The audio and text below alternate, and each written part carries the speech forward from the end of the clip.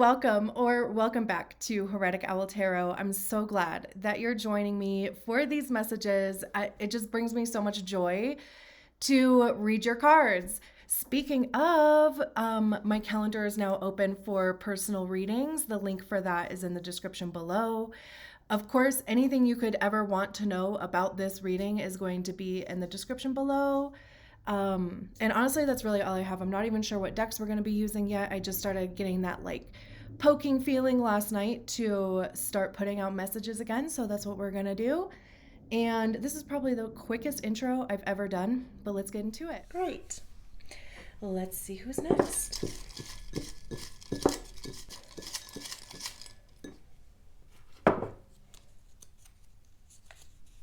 Capricorn. Let's do it. So we have the Everyday Witch Oracle deck. We'll get an overall vibe from it, and then the Everyday Witch Tarot. Both of which I just got these cards the day that I made that intro, because I think I said I wasn't even sure what deck I was going to use. And then I went to this metaphysical store in my area. I've been meaning to go there for a year. I think they opened in, maybe it was 2021. Anyway, they had both of these decks. I didn't even know that Everyday Witch had an oracle, and I wanted to get the regular size tarot deck because I have the pocket size one. Anyway, blah, blah, blah. Who cares? I'm just telling you you do care. Anyway, so let's get an overall vibe for Capricorn. Oracle card for Capricorn.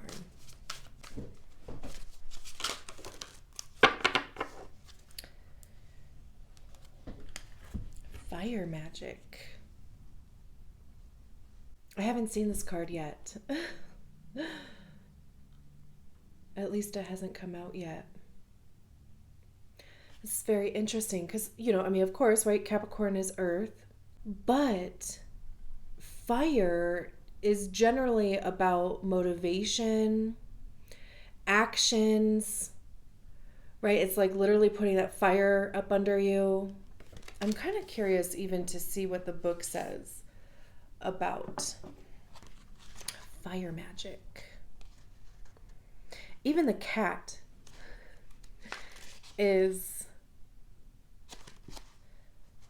they have their paw in it too. Who hasn't been enchanted by the soft glow of candlelight or the cheerful dancing flames of a bonfire?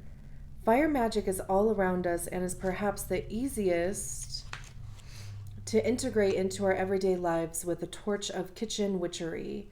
The element of fire is all about creativity and passion and energy, but just like fire itself, too much of any of these things can burn us up and burn us out.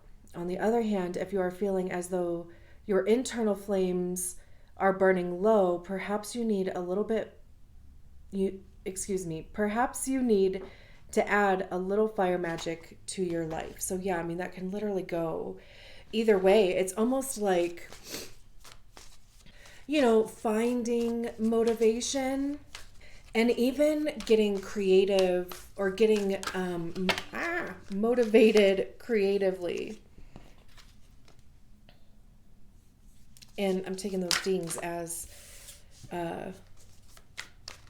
confirmation on that.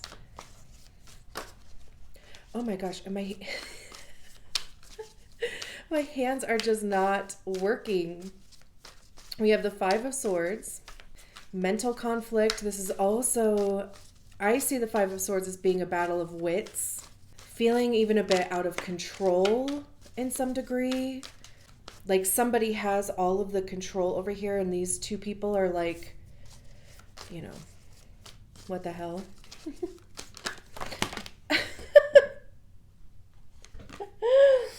Oh my gosh.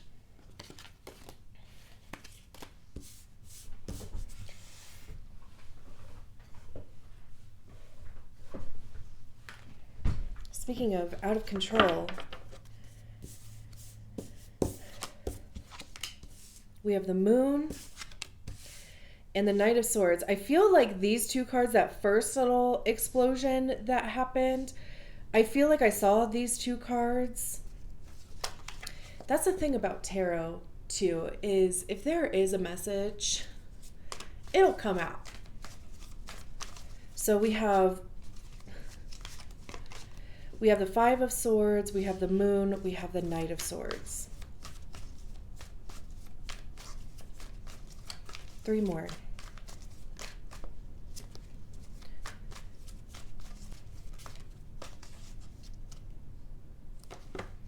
How did these get upside down?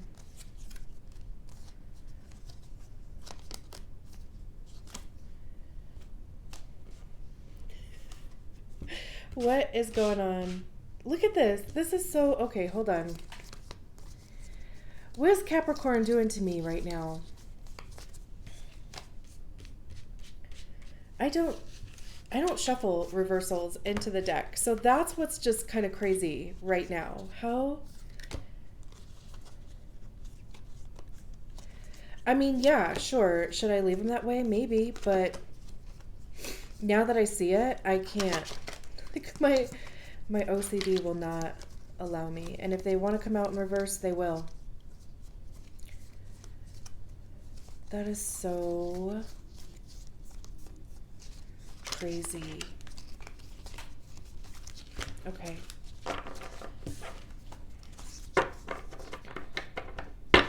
Okay. Tell me, what is going on with you, Capricorn? Tell me everything. I know Saturn just moved out of Capricorn, right? Is it Saturn or was it Pluto? Maybe it was Pluto. Or it is going to be moving out of Capricorn and into Aquarius. Yeah. Okay. I'm just kind of curious if maybe that has something to do with it. I don't know. Anyway. 3 more. We have the King of Cups, the Magician, 8 of Wands, and then 3 of Cups. At the bottom of the deck, Strength. See?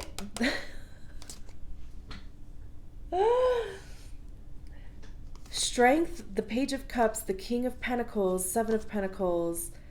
Those were the 4 cards that were originally flipped over and I think upside down. And here they are. Again, Tower, Death. Okay. All right, let me just make sure everything is in frame here. Okay. I feel like what's also interesting is that the only fire card that we have out here is at the end.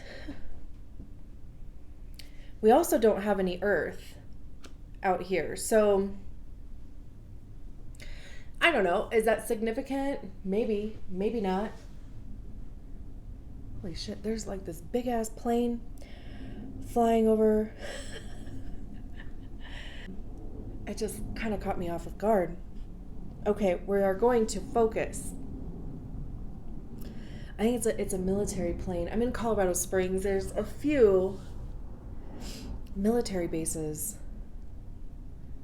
around here. So anyway, okay, we talked about fire magic, getting something going. And even, you know, again, like I was saying, this cat kind of looks like a Maine Coon. But this cat here, it, you know, did what cats do and tipped over this candle. And there's this like iguana or this lizard here. So again, you know, there's this creativity element here. And maybe even that could be some sort of symbol, or you could even look up, maybe I will, the totem for an iguana. Iguana.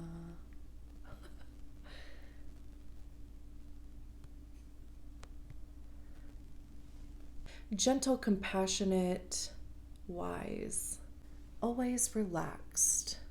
What about lizard? Anytime I see an animal that catches my eye and makes me think, because I mean, obviously you see birds flying around or, a bug or something, but anytime something kind of catches my eye, I always look up the animal totem for it because there's a message in everything, right? I mean, there can be, if you want there to be. Lizard represents the world of dreams, healing, and survival. So, yeah, good luck, good vision, and protection. So, yeah, I mean, that might just have something to do with your situation. But like I said, we start off with the Five of Swords. And again, it's a battle of wits. There's 3 people on this card. One person is controlling all of the swords. So it's interesting because it can go like a few different ways. It's like, did you put in the practice, the studying, the whatever, in order to be able to do this and these 2 people didn't? Or is it, like a ball hog in sports or whatever, right? Like where one person is trying to control the whole game and it's like more for attention or one-upping. So it's interesting. I mean, there's even this cat down here with this book that's, and these 2 cats aren't even paying attention. So again, right, I mean, it can go so many different ways. It's like, did you prepare and are you kind of showing other people up? But you're doing that because they didn't prepare at all. But somehow it makes you look bad. But in any case, though, there is some sort of conflict happening. And swords have to do with our thoughts, our mind. It's also our ego, because it's generally where we hear our ego is in our minds. So, and our ego is created by the stories that we attach to the experiences that we have. And it's interesting because it's paired with the King of Cups here. So is this the person that you are in conflict with? The King of Cups is Pisces, I believe. Yeah. So it could be a Pisces. Doesn't have to be. Saturn just moved into Pisces. So you could be starting your Saturn return. You could be feeling the energy of that depending on where Saturn is in your chart. That generally happens around the age of like 28. It's like a 3-year process because Saturn stays in a sign for like 2.5, 3 years. So, and Saturn was in Aquarius. It just went into Aquarius in March of 2020. So, what happened in March of 2020. So like I said, right, like about 3 years, it's a 3-year process. So it happens generally around the age of 28 when it moves into a new sign or into whatever house you have Pisces in. And then again, right, because we generally have 2 Saturn returns because it happens every 28-ish years. So then the second Saturn return would be in your mid to late 50s and into your early 60s. So it could be that. The King of Cups having to do with our emotions. This could be you or it could be the other person. The kings are the highest expression of the suit. So with it being the highest expression of cups, that would tell me that there is a control of your emotions and understanding. It's an emotional maturity. There's an empathy and compassionate element here. There's even, psychic or intuitive. Because again, water. They're also on this island though. So there is an isolation quality, and it's like they're looking from a distance. They're leading from a distance because they have this, spyglass or whatever this thing is called. So there's definitely something to that, and especially with it paired with the Five of Swords. Again, this could be the person that you're dealing with. They could be hiding their emotions. I don't even think I ever realized that the King of Cups was on an island. And I've seen the King of Cups in this deck many times. But for whatever reason, it seems like it's important here. You could be separating yourself emotionally from people in your life, good or bad, or otherwise. I mean, there's nothing wrong with like protecting your peace. There's nothing wrong with, separating yourself from people if there is conflict that is affecting your peace. There's nothing wrong with that either. And then we have the Moon card. The Moon is associated again with Pisces, but also Cancer. So, because Cancer is ruled by the Moon in, like in the zodiac, but I believe specifically within the tarot, it's Pisces. So again, even, the Pisces element, you might want to just kind of check in your chart to see where Pisces is for you. Because with Saturn moving into Pisces, there just could be something going on in that, in the areas of your life pertaining to what house it's in. But the Moon talks about things that are unseen. It's behind the scenes. It's our unconscious. I'm actually curious what the book says. This is what I'm excited about for this deck, because I love I love having the booklets for tarot decks, because it just helps me expand my knowledge and understanding of the tarot, and that makes me happy. It says mystery, magic, and a hint of mayhem. Go ahead, howl at the moon. You know what to do. A large full moon fills the night sky, and the silhouette of a witch wearing a black hat and riding on a broom can be seen crossing in front of it. On the ground, a black cat gazes into a pool of water and its reflection. A black panther gazes back, its mouth open so you can see its fangs. A path leads off into the distance away from the pool. The mood is mysterious, half wild and half tame. Much like our own spirits and the moon itself, the moon has long been a symbol of the goddess, feminine power personified. It also represents change, both predictable and not, as its very shape seems to mutate in the sky above, moving from a tiny sliver into a full round orb and back again until it disappears from sight.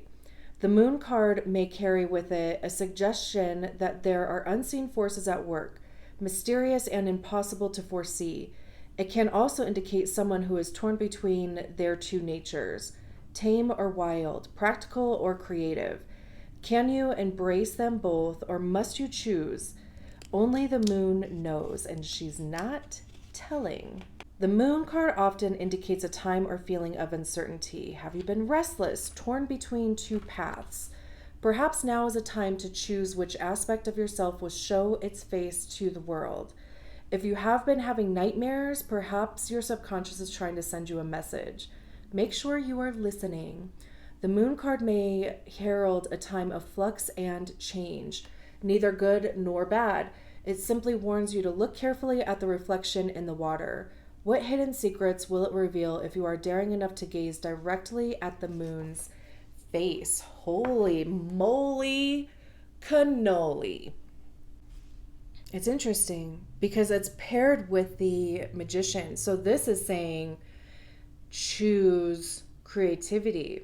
Like, the Magician says that you have all of the resources, all of the skills, everything that you need to do the thing that you want to do are available to you. Because, the Magician is a 1 card, so it's a brand new beginning. It comes right after the Fool card, and the Fool card is a leap of faith. it's making that decision to take that leap of faith. There's a trust aspect, surrender, and then we get to the Magician. It's like, okay, now that I made this decision, right? Like now that I'm here, how am I going to manifest this thing into reality? What skills or resources can I draw upon to do the thing? And it's like, because sometimes we think that we're missing something, right? Like we can't do something because we can't start something because I don't have this, or because I am this, or because whatever, right? And the Magician shows up to remind us that we have exactly what we need right now. And if we were to need something else, it would show up at exactly the moment that we needed it. I always think of, and I rarely even mention this, but I'm going to say it to you guys, okay? I always think of the Sorting Hat from Harry Potter because, okay, have you seen Harry Potter? Tell me. You have to, right? Okay, so, and honest, I can't even remember if you know which one I'm talking about, put it in the comments, but I think it was the last movie. I can't remember if it was part 1 or 2, but I believe that it was the last movie where the sword, was it the sword of Gryffindor? I believe so. Yeah. The sword of Gryffindor shows up when it's needed and to the person that needs it. Didn't it show up to like Harry with the Horcrux when they were like in the middle of nowhere? But anyway, that's just what I mean, and that's probably why I don't even say it, because I'm like the amount of times that I've seen those movies, but I still am like, oh, was it this or was it that? But that's just, it's like the energy of that. Like, whatever you need will show up when you need it. But for right now, you have what you need to get started. And you probably already know that. I just heard in my head, like, you already know that. So I'm just confirming that for you. We have the Knight of Swords here, speaking of the Sword of Gryffindor. Which is kind of interesting, actually. Really. Not that that's the Sword of Gryffindor by any means, but this is the Ace of Swords. And the Ace of Swords talks about new ideas, new perspectives.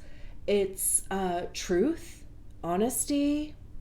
But also, since we're on the Sword of Gryffindor kick, oh my gosh, that is hilarious. That sword was used to destroy 2 different Horcruxes, or 3, at least 2. So there's that one when they were in the forest, and then what's his name? Neville uses it to cut the head off of the snake, right? And that was the last Horcrux. So, and the Knight of Swords is the fastest moving knight in the deck. We can kind of see like this cat. I hope you can see. I can't see the camera screen. But this cat's face, like their eyes are wide open, holding on for dear life. These crows are getting out of their way. There's this look of determination on their face. It's like, it can be a little bit impulsive, but more so it's like acting on an idea. It's putting a perspective into practice, moving forward. And then we have the other fast moving card in the deck, which is the 8 of Wands. Wands, again, with the fire. Like I said, it's interesting that we start with fire and we end with fire. Those are the only fire elements that are on the table. And wands have to do with action, like the actual steps that we're taking. It has to do with communication, how we're communicating those steps, or how we are communicating our passions, our desires, what we're going to do. It could even be communication coming into you. And that may even be why the moon card is here, like literally right in the middle. Because it's like there's this over here, which could be why, like the moon card could be why there is this energy going on, because it's like you can't see past a certain point because it is uncertain, right? I mean, you may be treading in brand new territory to some degree. And uncertainty is very uncomfortable. I think it's even more uncomfortable for earth signs.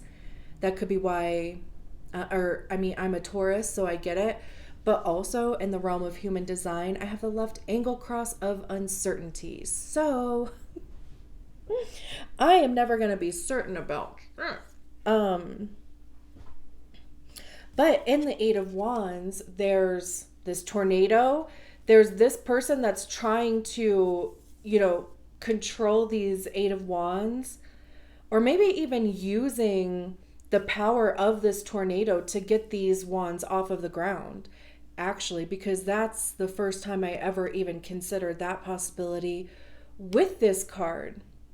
So come through, Capricorn. You're just expanding my understanding of tarot. Thank you.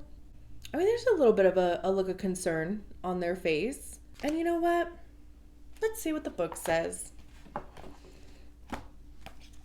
Because I haven't read the book about the Eight of Wands yet. Let's see. Things are really happening now. Yeah. With the Knight of Swords, kidding me? There are moments when things come together and take on a life of their own, creating a momentum that's hard to stop. This may be one of those moments. The eights tend to be about movement, some of it more productive than others. The Eight of Wands in particular is about events that have been set in motion. This may mean new starts or a time when things are happening that seem to be out of control. The trick is to ride the wind and turn that forward The trick is to ride the wind and turn that forward motion into something that works for your benefit. This card may indicate that something in your life is moving pretty swiftly. Did you set something in motion on purpose? If so, this card is a good sign that it is going your way. If you feel you are being swept up in the events someone else set in motion, that's not necessarily a bad thing. Just ask yourself what you can do to make the best of whatever is happening. New beginnings can be exciting and anything could happen now. This might be a good time to figure out what you want and use this energy to move in that direction. Yeah. I love that both of these cards are talking about movement forward. It's kind of like these three cards go together, these three cards go together. Like there's this uncertainty created by the moon, like not being able to see or like intuit, or, like I said, it could be brand new territory. And then there's this magician energy here where there's an opportunity to create even something new that works for you. And then literally, this movement forward. We have the Three of Cups here, which is about celebration and like support from others. So this could involve other people, and also even look at the difference between the three people that are on the Five of Swords and the three people that are on the Three of Cups. Just the people. I mean, obviously they're different suits. They're different at different points, in the journey. But that's just interesting. There's three cats back. Like everybody on here is satisfied. The fish are jumping out of the water. Like, this is like everybody's needs are being met. There's also three different generations on here. This person looks to be the oldest. This person looks older than this person. This person looks to be the youngest. So there could be something that has to do with that. Strength. This is a card of Leo, again with the fire aspect. And also, too, look at, they are in control of this tornado back here versus feeling out of control with the 8 of Wands. So I keep tapping this like, you know, determination, perseverance. That's what the Strength card is. It's inner strength. The Page of Cups is imagination, creativity. Again, this has like a stop and smell the roses type of vibe to it, like being able to relax a little bit and enjoy things. 7 of Pentacles, your hard work is paying off. This is, you know, like understanding that, you know, focusing your energy into a project or into yourself is like the only way to make something grow and actualize. The King of Pentacles, so we go from the 7 of Pentacles to the King of Pentacles. This is that actualization. This is having your cake and eating it too, literally. Also, you know, they're not on an island. This King of Cups is. You know, the King of Pentacles is not on an island. And I actually believe that this is the card of Capricorn. Maybe. Let me see. Maybe it is... no, maybe that's Virgo. I can't see my paper now. So scratch that part because I can't remember. The Tower. Something's crumbling. You know, the Tower is only going to take out what is no longer serving. And also, you know, there's a look of satisfaction on their face. So it's like, you know, they could have done this on purpose or expecting it to some degree, or there's this relief almost. We have the Death card. That's the end of a cycle. Like something is ending in order for something new to begin. There's, you know, a new door opening here. Very cool. I'm leaving it there. Thank you so much for taking me on this ride, Capricorn. I'm here for it. I'll talk to you soon. Bye.